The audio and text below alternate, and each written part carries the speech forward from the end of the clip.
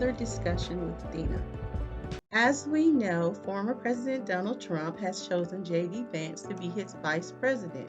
As a result, the movie Hillbilly Elegy, which was released in 2020, became all of the buzz because it is said to be based on J.D. Vance's life.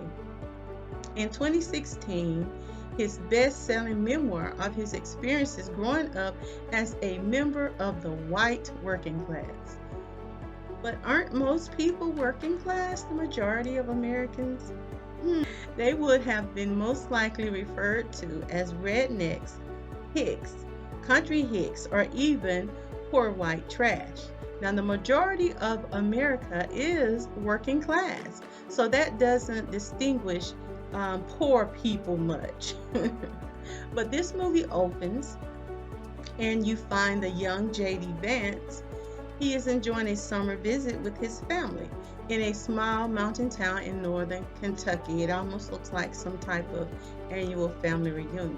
He runs to take one last swim in the creek before returning to Middleton, Ohio, with his sister, his mother, his memoir, and his grandfather, his papa, who all live on the same street but in separate houses in a white American suburb. In an attempt to tell this story of his and his sister's upbringing, the movie constantly jumps between 1997 and 2011. You are observing JD as a college student at Yale, and all of a sudden he's reflecting on something where he is represented as the young teenager character. So it goes back and forth in time. So JD is constantly reflecting on his many experiences growing up with and being subjected to difficulties that come from being reared by a person that is addicted, a single mother, and her temperament and dysfunctional behavior that found herself in various relationships with an abundance of abusive men. Now, this movie never said or mentioned anything of his biological father, whose name is said to be on his birth certificate, but he is said to admit that he was a total stranger to him. James David Vance has had a number of names in his life as a result of his mother's various relationship choices, even referred to as what's called a revolving door of father figures. And that, of course, are men that were in and out of his life. Also said to be chronicled in his best-selling 2016 memoir, Hillbilly Elegy. Now, Vance was originally named James Donald Bowman at birth after his father, Donald Bowman, whom is said to be his mother's second husband. According to his writings, they split up when he was a toddler, and his father gave him up for adoption when he was 6.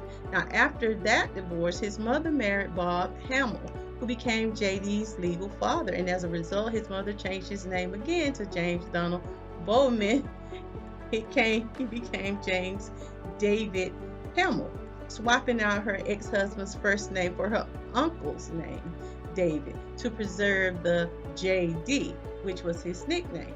They eventually split up as well as his mother would take the name of whatever husband that she married. Eventually, JD just decided upon keeping the last name of his mother's parents, which is Vance. Now, young JD was a part of a clan of people where it was very common to experience drug abuse, poverty, and domestic violence. And just as it seemed he was beginning to follow in his mother's footsteps, his memoir got up out of her hospital bed and went about the task of setting him on the right course. She wanted him to break the generational cycle of addiction, of abuse, and of violence. I gave this movie a 2.5 out of 5 stars, mainly because I felt it was an inspirational story that can be used to motivate others. However, the story's ending seemed a bit unresolved to me. The closure, I just wasn't pleased with it. There were writings on the screen as to what happened to the characters, but I felt it would have been better to show him in a setting that represented how he had reached success. He'd actually beaten the odds. Now, I am referring to the movie's specific ending scene. Perhaps it could have closed with a peek into his successful and accomplished life. That would have been a better ending for me. But one thing that perturbed me about this movie personally when it comes to the money sources is the fact that his mom was a licensed nurse. So she was making a pretty good salary, I would assume. Now, I don't know what mom, his Maymah and grandfather did for a living, but noticeably they lived in separate homes on the same street. And it just left me pondering the sources of their income to be able to afford three different houses. I think this also shows the cultural differences when it comes to what each of us see and how we view wealth, success, and most of all, the different cultures, different ways that cultures classify poverty.